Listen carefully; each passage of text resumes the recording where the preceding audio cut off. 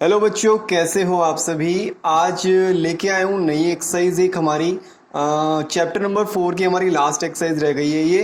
तो डिटरमिनेंट हम पढ़ रहे थे, आप सभी को पता है डिटरमिनेंट हम पढ़ रहे थे। आप पिछली एक्सरसाइजेज अगर आपने नहीं करी तो फिर दोबारा से बोल देता हूँ, पिछली एक्सरसाइजेज के लिंक हमारे इस वीडियो के डिस्क्रिप्शन में दिए हुए हैं। वहाँ जाके आप एक बार पिछली एक्सरसाइजेज को भी अगर चेक करना चाहो तो चेक कर सकते हो, क्योंकि इस एक्सरसाइज के लिए हमें इनवर्स ऑफ डिटरमिनेंट निकालने की जरूरत पड़ेगी। तो वो मैंने पिछली क्लास में आपको सिखाया था, पिछली वीडियो में सिखाया था। अगर 4.5 एक्सरसाइज का आपके पास वीडियो नहीं है तो एक बार डिस्क्रिप्शन में जाओ और उस लिंक को एक बार खोल के चेक कर लो कि आपका इनवर्स ऑफ ए डिटरमिनेंट कैसे कैलकुलेट होगा। ठीक है, sorry, inverse of A matrix कैसे कैलकुलेट होगा। ठीक है, तो अभी हम क्या करने वाले हैं, हम करने वाले हैं आज pair of linear equation and their solution using inverse of matrix. ठीक है, इनवर्स ऑफ मैट्रिक्स का यूज करके हम पेयर ऑफ लीनियर इक्वेशन के सॉल्यूशन को निकालने वाले हैं। ठीक है, अब क्या है कि यहाँ पे स्टार्ट करता हूं मैं। हमारे यहाँ पे 3 इक्वेशंस दे रखी हैं, ध्यान देना 3 इक्वेशन दे रखी हैं। वापस से एक बार कनेक्ट हो जाओ जल्दी से। हमारी 3 इक्वेशंस दे रखी हैं। पहली इक्वेशन दे रखी है a1x plus b1y plus c1 z equal to d1, ऐसी a2x plus b2y plus c2 z equal to d2, ऐसी a3x plus b3y plus c3 z equal to d3। ठीक है, ऐसी यानी कि हमारे पास 3 इक्वेशन दे रखी हैं। अब इन तीनों इक्वेशन को सॉल्व करके मुझे क्या फाइंड आउट करना है, यहाँ पे x, y, z का वैल्यू फाइंड आउट करना है। ठीक है, मुझे इस क्वेश्चन में क्या करना है, इन तीनों को सॉल्व करके x, y, z का वैल्यू फाइंड आउट करना है। तो अब यहाँ पे तरीका क्या है हमारा, हम 3 मैट्रिसेस बनाएंगे यहाँ पे। ठीक है, पहला मैट्रिसेस होगा A, हम लेट कर लेते हैं। पहला मैट्रिसेस मेरा A है, जिसके अंदर जितने भी वेरिएबल्स हैं इनके कोफिशिएंट्स को लिखा जाएगा। अब क्योंकि 3 इक्वेशन है इसलिए 3x3 का एक मेरा मैट्रिक्स बनेगा। तो पहला मैंने लिखा a1 b1 c1, फिर a2 b2 c2, फिर a3 b3 c3। ये मेरा डिटरमिनेंट सॉरी मैट्रिसेस A के अंदर आ गया। ये 3x3 का क्यों बना, क्योंकि मेरी 3 लीनियर इक्वेशन दे रखी थी। अगर 2 दे रखी होती तो वहां पे z नहीं आता और वो 2 इक्वेशन में ही खत्म हो जाती बात। ठीक है, ऐसे ही अब यहाँ पे एक x लेट किया मैंने, एक मैट्रिक्स लेट किया x जो जिसके अंदर मेरे 3 वेरिएबल हैं x, y और z। ऐसे ही मैं एक b मैट्रिक्स लेट करूंगा जिसके अंदर मेरे जो इक्वल्स टू में कांस्टेंट नंबर्स दे रखे थे d1, d2, d3, उनको मैंने रख लिया। ठीक है, नाउ अगर मैं बोलता हूं a इंटू में x, यानी कि a इंटू में x मेरा b के इक्वल है, इस b के इक्वल है, तो यहां से मैं x की वैल्यू निकाल सकता हूं। इसको उठा के इधर ले आओ तो ये a इनवर्स b हो जाएगा। अब करना क्या है, मुझे a इनवर्स कैलकुलेट करके इस मैट्रिसेस का इनवर्स निकाल के उसको b से मल्टीप्लाई कर देना है। मैंने क्या बोला, मुझे इस मैट्रिसेस का इनवर्स निकाल के उसे b से मल्टीप्लाई कर देना है।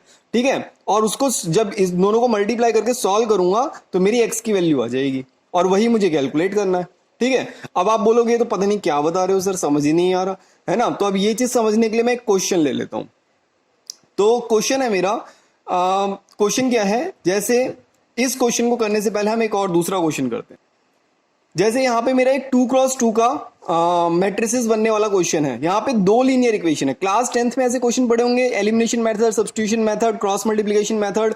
वो सब मेथड के अलावा एक और मेथड है, आप इस 2 इक्वेशन को दो लीनियर इक्वेशन को आप मैट्रिसेस मेथड से भी सॉल्व कर सकते हो। ठीक है, तो अब क्या है कि ये 2 लीनियर इक्वेशन दे रखी हैं। अब मैंने किया क्या, एक मैट्रिक्स ले लिया।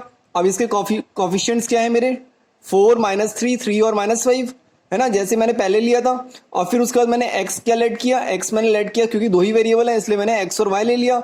और मेरा b मैट्रिसेस मैंने क्या लेट किया, 3 और 7।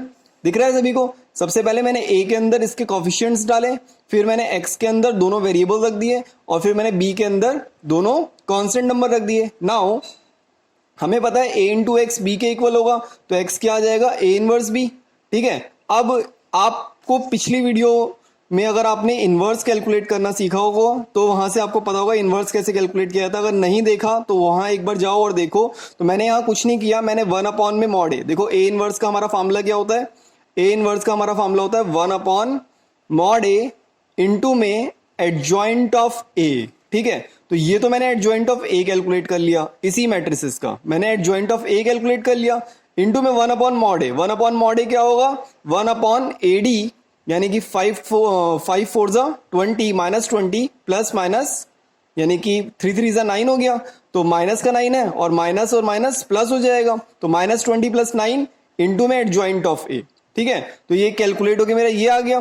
अब मुझे करना क्या है, मुझे डायरेक्टली x का वैल्यू लिखना है a इनवर्स इंटू में b। तो a इनवर्स तो मेरा ये पूरा कैलकुलेट हो गया।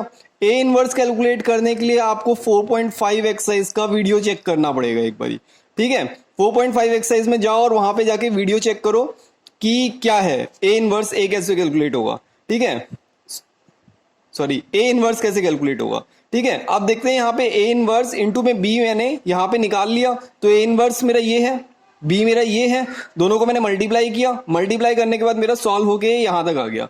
अब देखो x हमने क्या लेट किया था, x हमने लेट किया था x और y, तो x की जगह मैं लिख दिया x और y। अब कंपेयर करा लूंगा, x को x से कंपेयर कराया और y को y से कंपेयर कराया, मेरा आंसर आ गया, ठीक है। यहां तक इतना आसान नहीं था क्वेश्चन। इस क्वेश्चन के अंदर ये भी पूछा जाता है कि क्या सॉल्यूशन आपका कंसिस्टेंट है या नहीं है, जो कि आपको नोट के सबसे ऊपर नजर आ रहा होगा। तो ये कंसिस्टेंट है या नहीं सॉल्यूशन, इसको करने के लिए हम एक और क्वेश्चन उठाते हैं। तो अगले क्वेश्चन पे आते हैं। अगला क्वेश्चन हमारा 3 इक्वेशन में दे रखा है। क्या दे रखा है, 3x minus y minus 2z equal to 2, 2y minus z equal to में -1 और 3x minus 5y equal to में 3। तो मेरा एक तो डिटरमिनेंट मैट्रिक्स ये बन गया। कैसे बना, 3 -1 -2, 3 -1 -2। फिर यहाँ पे x का वैल्यू नहीं दे रखा तो 0 लूंगा, फिर 2 और -1, फिर यहाँ पे x का वैल्यू 3 दे रखा है, y का वैल्यू -5 दे रखा है, z नहीं दे रखा तो उसे 0 लूंगा। वेरिएबल कितने हैं, x y z है। b का वैल्यू क्या है, वो है 2 -1 और 3, ठीक है। अब मेरा, आप जानते हो मुझे क्या कैलकुलेट करना है, x equal to a inverse b। तो a इनवर्स पहले कैलकुलेट किया जाएगा, तो a इनवर्स क्या होगा, 1 अपॉन मॉड a इंटू में एडजॉइंट ऑफ a। तो जब मैं इसका मॉड a कैलकुलेट करूंगा, इसका मॉड a, देखो इन क्वेश्चंस को करने का सबसे बेस्ट तरीका क्या है, ज्यादा दिमाग नहीं लगाना, बस इसका मॉड a कैलकुलेट कर लो, यानी कि इसको एक्सपेंड कर लो किसी भी रॉ या कॉलम से। तो जब मैंने इसे एक्सपेंड किया, एक्सपेंड करना आप जानते हो, जब मैंने इसे एक्सपेंड किया तो एक्सपेंड करके मेरा आंसर आ गया 0। अब देखो 1 अपॉन 0 क्या होगा, 1 अपॉन 0 क्या होगा, नॉट डिफाइन। अब 1 अपॉन 0 अगर नॉट डिफाइन हो गया तो आंसर ही नहीं निकलेगा कुछ। अगर नॉट डिफाइन को b से मल्टीप्लाई करूंगा, नॉट डिफाइन इंटू में b करूंगा तो आंसर क्या आ जाएगा, नॉट डिफाइन। तो इस केस में तो आंसर निकलेगा ही नहीं। तो जब आंसर कुछ निकलेगा ही नहीं तो उस केस में क्या लिखूंगा, मैं उस केस में लिखूंगा कि अगर मॉड a मेरा 0 के इक्वल है then the solution is inconsistent, otherwise it is consistent. तो अगर मेरा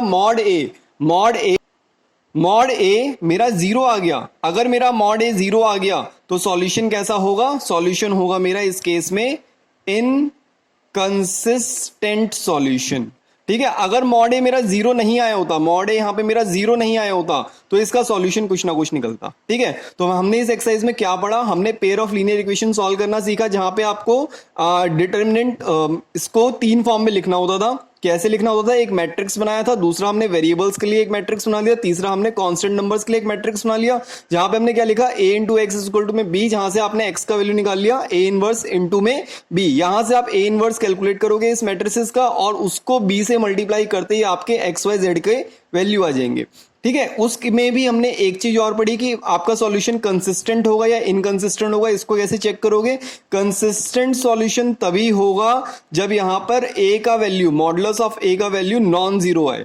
अगर एक 0 आ गया तो सॉल्यूशन कैसा हो जाएगा, इनकंसिस्टेंट। इनकंसिस्टेंसी का मतलब क्या है, जो चीज फिक्स नहीं है। अब जब ये 0 आ गया मॉडुलस, तो 1 अपॉन 0 क्या होगा, नॉट डिफाइन, और not define is still a inconsistent number, ठीक है। तो यही था हमारे इस एक्सरसाइज के अंदर और इसके साथ हमने चैप्टर कंप्लीट कर लिया है। किसी को कोई डाउट होता है तो इसका जो भी डाउट है और प्रॉब्लम है वो आप इसके हमारा व्हाट्सएप का ग्रुप है उसके अंदर आप शेयर कर लेना। और बाकी ध्यान रखो, खुश रहो, आबाद रहो, जहाँ भी रहो खुश रहो। Okay bye.